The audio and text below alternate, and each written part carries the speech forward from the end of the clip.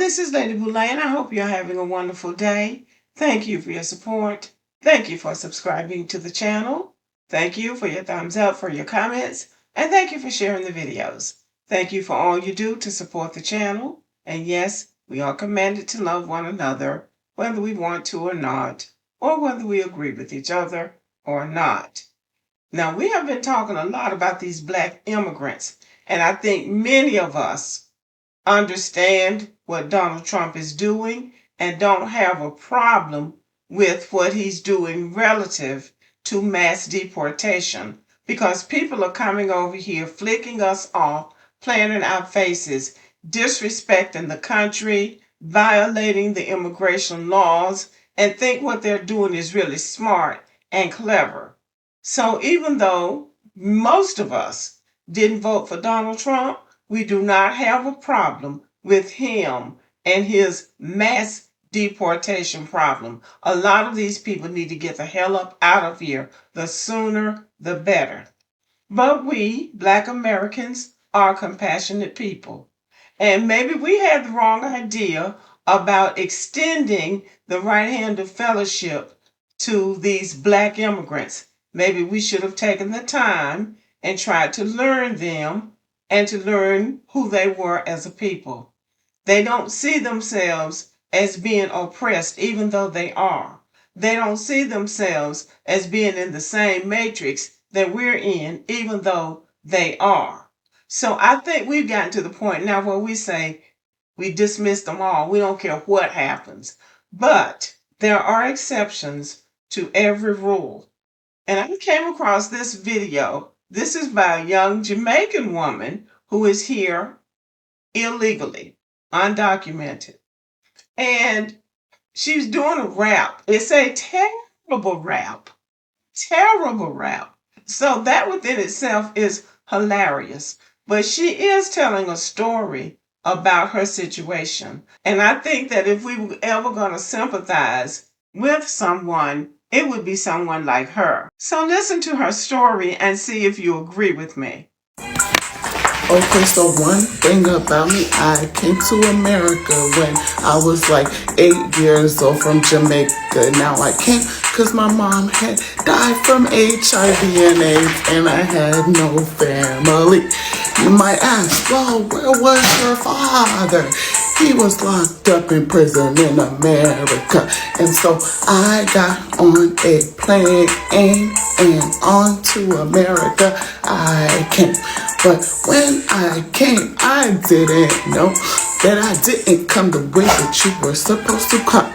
So I went to school for several years, like 7, 8, or 9, or 10 or something years. And then when it was time for me to apply for college, like all the kids around me, my mom was like, you can't go, because you don't have a social security.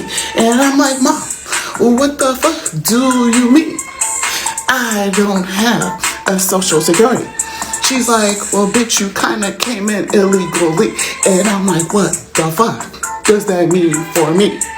So for me, I couldn't get a driver's license. I couldn't even get the stupid fucking FAFSA. And depending on what state you were in, I couldn't get shit. And that was sad for me. Until 2012, Obama passed that DACA Dreamer rule, and now I can get a job and drive and go to school. But the thing about it is, this shit still sucks because I gotta renew every 2 years, and it's really fucking expensive, and ain't nobody got that kind of money. You feel me? And it sucks because I feel like a political pawn.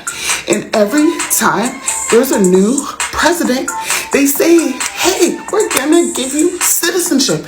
And then they don't.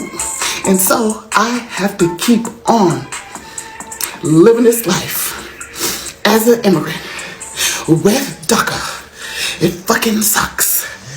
Woo! And that's my story, and I'm sticking to it.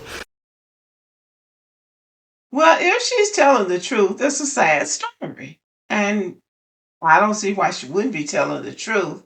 She says she's undocumented. She said her mother died, but then she said her mama told her she didn't have a social security number. So I'm assuming that someone else took over the mothership of her. Her father was in jail, and most likely she was down there in Jamaica and didn't have any family, so they just sent her. So they just sent her up here.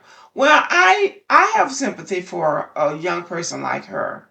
I really do. She's a DACA person, and so we don't know if they'll ever get any citizenship or permanent resident status. So I wish that for her, that she could at least get permanent residence status because she doesn't have any family in Jamaica, it seems. So she could apply for a hardship case and might be able to work something out, get a green card. This is a hard one for me, but I do sympathize with her. And I do hope that she can come to some resolution so she can live her life. There are exceptions to every rule. And she seems like an exception. She's not bragging. She's not talking down to anybody. She's just sharing her story. And it is a sympathetic story as far as I can see.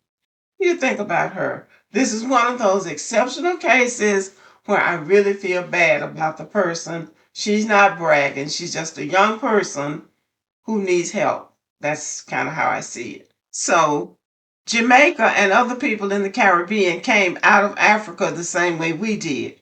So, I am willing to extend more grace to them. And I do expect more from them than I do from Africans.